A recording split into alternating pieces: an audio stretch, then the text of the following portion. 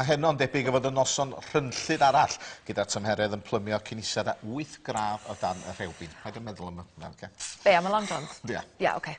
Ond gyda'r nosweithiau clir yma, mae'n gyfle gwych i weld sêr a phlanedau yn glir yn yr awyr, a Rhodri Dasi sydd wedi bod allan yn syllu ar y sêr.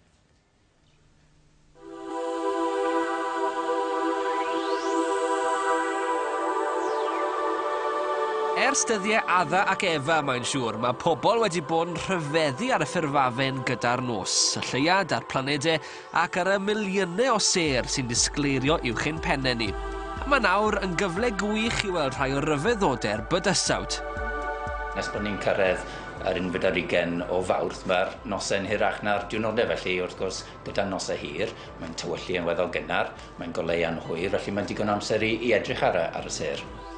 Yn ogystal â'r ffaith bod yr awyr yn glir ar hyn o bryd, heb gymylau i guddio'r sêr, mae'r adeg yma o'r flwyddyn yn ddelfrydol i weld rhai o'r planedau pell yn glir yn yr awyr.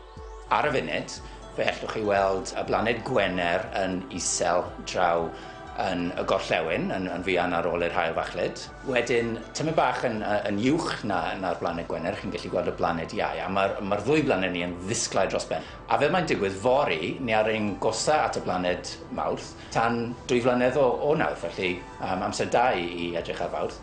A wedyn, dim yn bell o Fawrth mae'r blaned Sadwrn, felly dyna'r 4 planed chi'n gallu gweld heno os yw'n glir. Mae'n siŵr y bydd nifer o syryddwyr yn hen ac yn ifanc yn elwa ar y cyfle yma, gan gynnwys rhai o ddisgyblion Ysgol Bro Gwaun yn Sir Benfro. Yn neuadd yr ysgol ar hyn o bryd, mae'r gromen fawr ddu yma wedi glanio, a nage nid soser arallfydol o blaned pell yw e.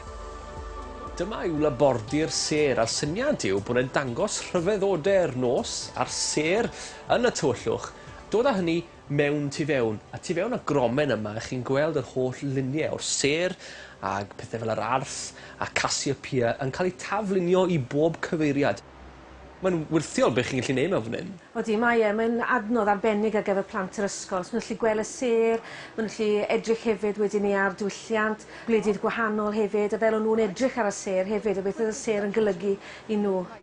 Rhai'r peth mae plant yn gallu gweld, mae gynddon ni Neptune yma, a'r arth fach, yr arth fawr, Draco a Cassiopeia yma.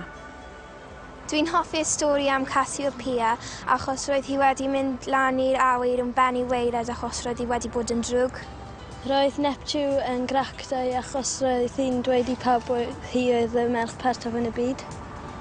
Mae lot o lluniau yn y awyr fel un o'n nhw yw Medusa a os ti'n edrych arno fe, ti'n troi mewn i carreg. Mae'r prosiect ei hunan yn fendigedig, ti'n mynd mewn a ti'n gweld hanes y groegiad ac ati, a mae hwnna'n ddiddorol dros ben. I feddwl bod plant yn gallu mynd mewn i'r dôm fan hyn a gweld y cyfan uwch ei pennau, mae'n hyfryd iawn. Mae'r ysgol nawr yn cynnig cwrs tygau mewn syryddiaeth, a mae'r disgyblion yn amlwg wrth eu boddau ar pwnc. Mae ni wedi astudio telescopes a edrych ar siren a'r haul a eu symudiadau nhw. Mae llawer o serau ac miliynau o planedau. Mae'n mind-boggling. Wel, dwi'n cyn ddisgybl o Ysgol Bro Gwaun fel mae'n digwydd, ond ie, mae'n gret bod nhw'n defnyddio syryddiaeth fel ffordd i gael pobl mewn i wyddoniaeth a ffisig. Dyna beth oedd wedi enyn fy niddordeb i. Mae syryddiaeth yn enyn diddordeb bron pawb, felly mae'n ffordd gret i gael pobl mewn i astudio gwyddoniaeth. A mae gan Gymru ei hanes seryddol hefyd. Mae yna betrymau o sêr yn cael ei nodi yn y Mabinogi, gan gynnwys amlinelliad Lleullaw Gyffes, Rhiannon a Phwyll. Dyn ni'n gobeithio dod mas ar rhaglen fydd yn dangos fel oedd yr awyr nôl yn oes y Celtied.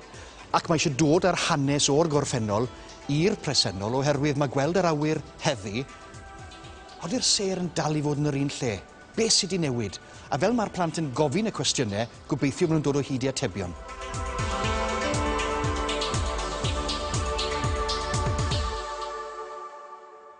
Ie, cerwch allan i weld y sêr. Reit.